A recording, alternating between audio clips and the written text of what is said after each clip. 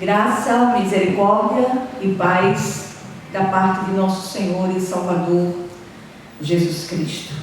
Amém? Hoje nós vamos abrir nossa Bíblia na primeira epístola de João, capítulo 1, e nós vamos ler do versículo 7 até o 10. Diz assim a palavra do Senhor: Se, porém, andamos na luz, como Ele está na luz, temos comunhão uns com os outros, e o sangue de Jesus, seu Filho, nos purifica de todo pecado. Se afirmarmos que estamos sem pecado, enganamo-nos a nós mesmos, e a verdade não está em nós.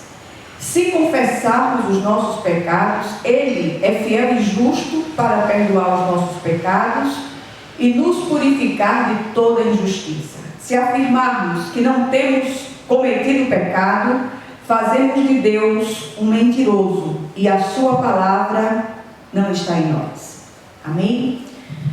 Vamos orar. Senhor nosso Deus e nosso Pai Celestial, vem ministrar essa palavra aos nossos corações, Senhor. Vem nos encher com a Tua presença viva, Senhor. Vem falar conosco, vem ministrar aos nossos corações, e que essa palavra encontre abrigo em nossos corações, em nome de Jesus. Amém. A gente tem conversado com muitas pessoas ao longo dos anos, e uma das coisas que a gente tem percebido em muitos dos chamados cristãos professos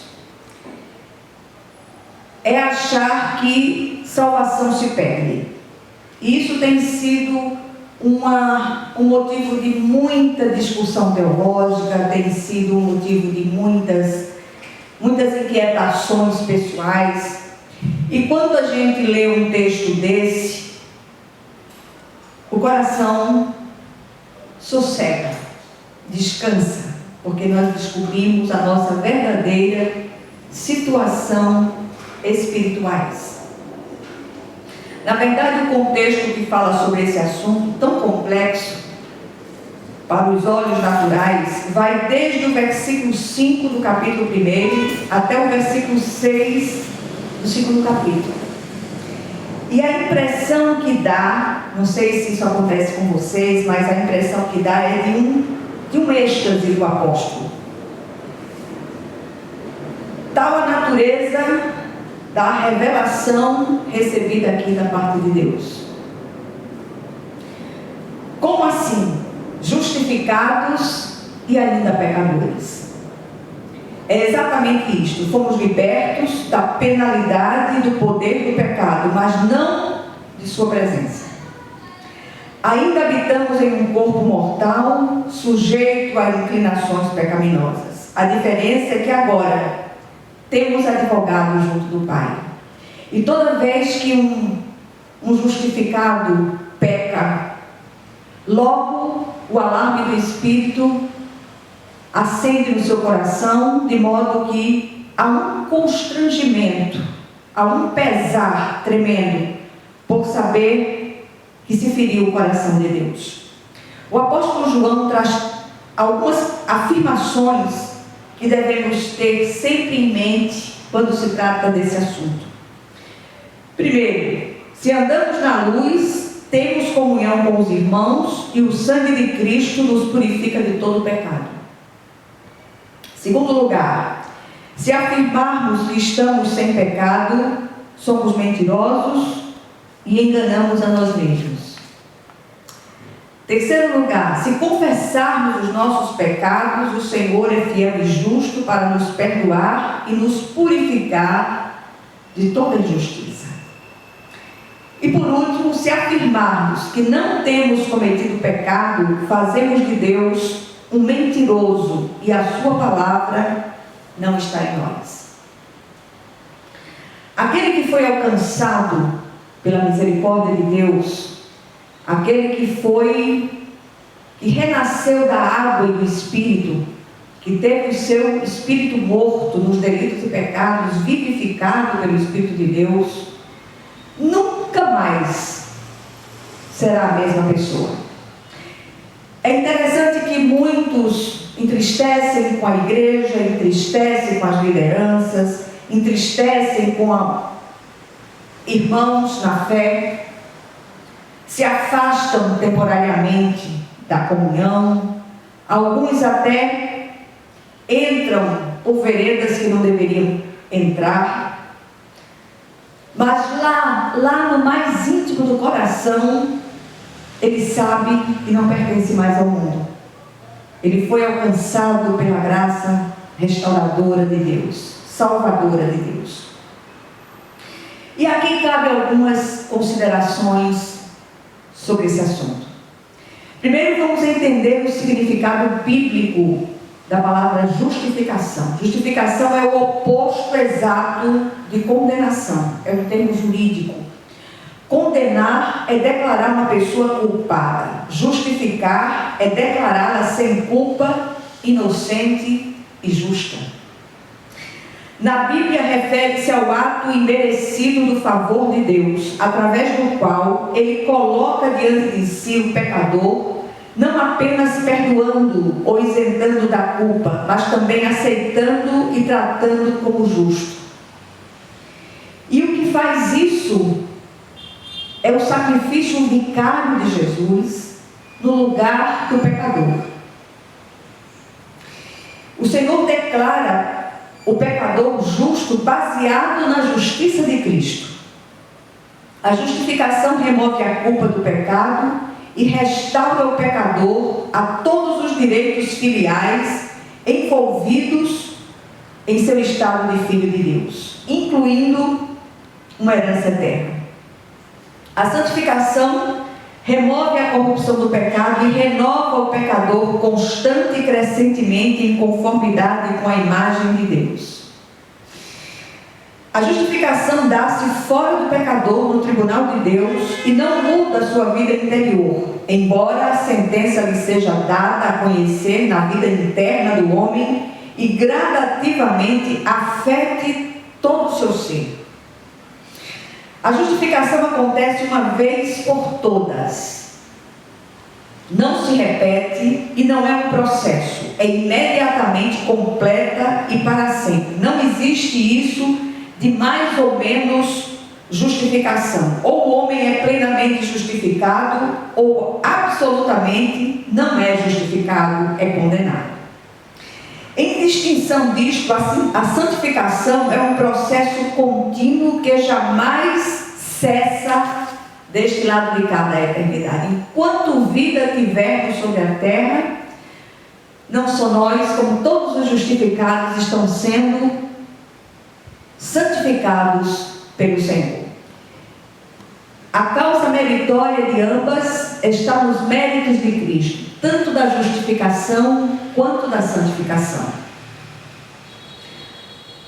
Falando em termos de economia, Deus o Pai declara justo o pecador e Deus o Espírito Santo o santifica.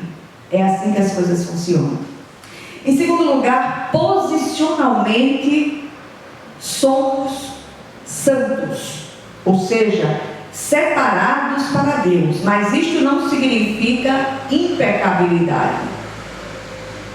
Progressivamente ainda precisamos ser santificados enquanto estivermos na terra. Esse processo não cessa.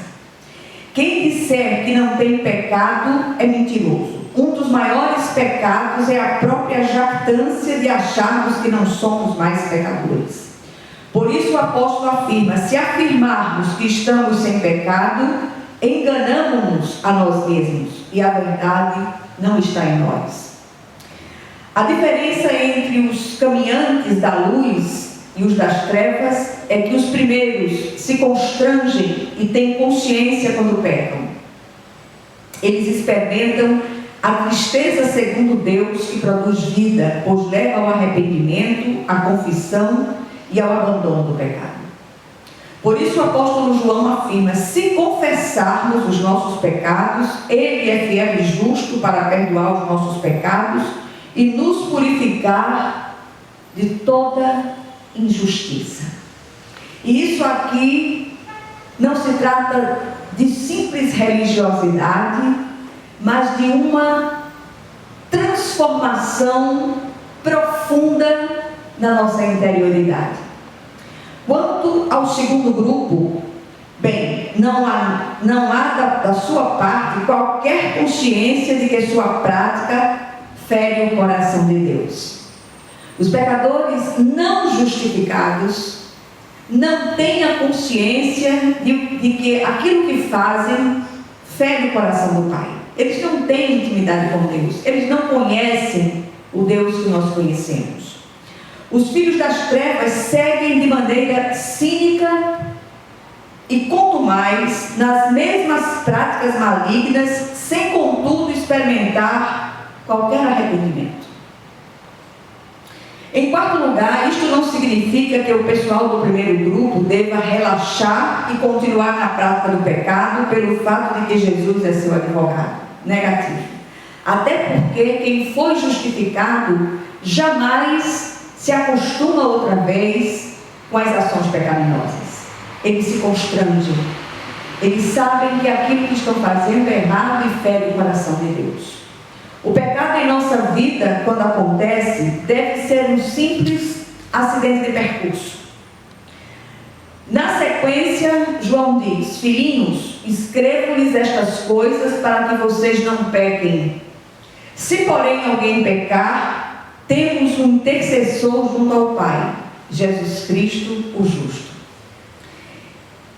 E para finalizar esse nosso encontro de hoje, o que somos afinal? Somos santos, justificados, declarados justos por meio da justiça de Cristo, em um processo contínuo de santificação progressiva. Que o Senhor nos faça permanecer firmes nesse propósito santificador. E por último, gostaria de terminar com as palavras do Senhor por meio do profeta Isaías e do apóstolo Paulo. Isaías 43, 25, seguido de Romanos 4, 25, diz assim a palavra do Senhor: sou eu mesmo aquele que apaga as suas transgressões, por amor de mim, e que não se lembra mais dos seus pecados. Ele foi entregue à morte por nossos pecados e ressuscitado para a nossa justificação. Que o Senhor, Ele aplique essa porção da palavra aos nossos corações e traga a firme convicção daquilo que se operou em nós por meio de Cristo Jesus. Vamos orar. Senhor nosso Deus, graças te damos por tudo, Senhor. Rogo-te pelas misericórdias vivas de Jesus, que o Senhor venha ministrar ao nosso coração a sua palavra, que o Senhor testifique nos corações daqueles que têm pouca instrução na palavra, aquilo que se operou neles em termos de justificação. Que a tua graça visite os enfermos, visite os que estão desviados dos teus caminhos, e que o Senhor esteja sempre, sempre conosco, em nome de Jesus. Amém.